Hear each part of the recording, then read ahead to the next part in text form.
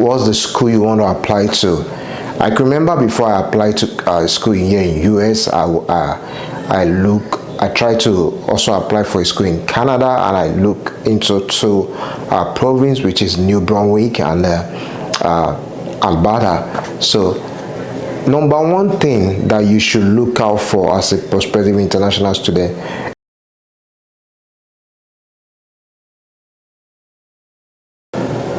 What's up, guys? How you doing? Trust you guys are doing well. It's your boy Michael Olawale. Welcome to my YouTube channel, guys.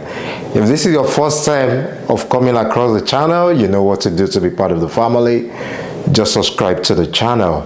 So today, guys, I want to talk about something that someone asked me a couple of weeks ago, that as a prospective international student, what should they look out for when applying to any school in abroad. And I could remember the person was really specific. He mentioned Canada, so I felt like, why not do a video about this and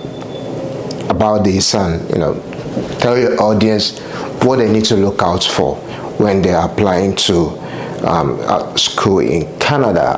I know in the past I've done a video where I talk about the difference between applying to like Canada and US, and what you stand to gain or profit, or your chances when you're applying to this country. But today I want to talk about what you should look out for as a prospective international student when applying to Canada. And I have a list of things that I've actually put down here to help me explain this to you guys, so that you can really understand what I'm talking about. So number one is going to be the province. Before I go ahead, whatever I say on this video is based on my own experience as someone who has actually gone through that process in the past. So I'm talking from experience. So number one thing you need to look out for is the province. What's your major? What's the school you want to apply to? I can remember before I applied to school here in US, I tried to also apply for a school in Canada, and I look into two provinces, which is New Brunswick and Alberta. So number one thing that you should look out for as a prospective international student is the province. Yes. And the reason why you should look at this is that with the community you are going, is it going to be a good fit for you? Will you feel at home when you are there? Will you have a right support when you're there? So you need to look at that. Province is number one. Number two is going to be the school itself. Yeah. And this is really important, because this is where you are going to study. This is where you are going to be getting all the education that you think is going to advance your career in the future. So you want to look at the school. And before I go ahead, I want to say something quickly about the province that I mentioned it as the number one. If you are looking at the province, I will advise you to look at one or two provinces that you think is going to be like a good fit for you, and look at the school. So like I was saying before I went back to the province, so you need to look at the school. Would this school be a good fit for me? What's the rate of international students that have been accepted into the school? Yeah, that's really important, because I always like to use my case as a scenario or as an example. When I got admitted to my school, Georgia College and State University here in Georgia, I remember that I was introduced to an international student that is from my home country, and I could confidently say that my journey was a little bit easy based on the international student that I was introduced to, because it's like someone going ahead of you.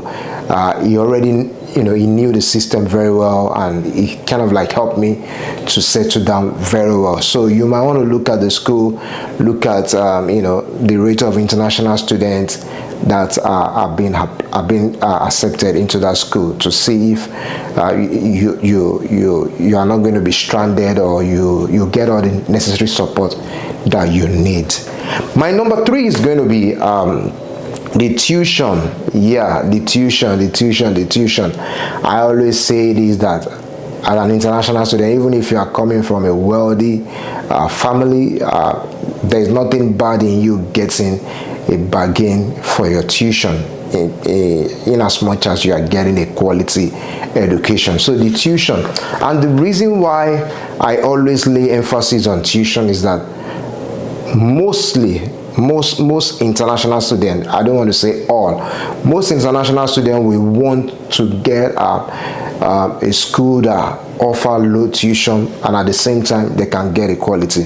So if you are applying to any school, or you are looking to apply to any school, one thing you should look out for is the tuition.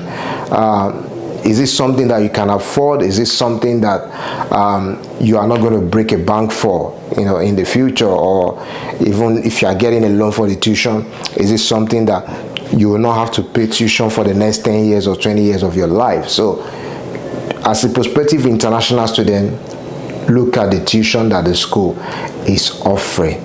My number 4 is also going to be, it's still related to the tuition, but it's about deposits. A lot of schools, especially in Canada, we want you to deposit maybe deposit part of your tuition. And even if they don't want you to deposit, it is always advisable to deposit, because if you are going to the embassy to apply for the visa, they will expect you to have paid part of your tuition. So it's always good to make a deposit. And the reason why I'm putting this in number 4 is that I know that this might be a part that people don't want to hear, but it happened. It's part of life. So if you are admitted, you make a deposit, and you went for the visa and you didn't get it, how easy it is for you to get your deposit back. Yeah, I've seen a lot of scenario whereby people deposit and they are unable to get their full deposit back. So it's always good, as a prospective international student, please check the tuition deposit. Is this something you can get back? It's always good to be optimistic about you getting the visa, but at the same time you also have to think outside of that. Okay, what if I don't get the visa? What if I don't get the visa and I have to get my money back? How easy it is. So that's number 4. Number 5 is going to be I'm holding on, if almost gone. Someday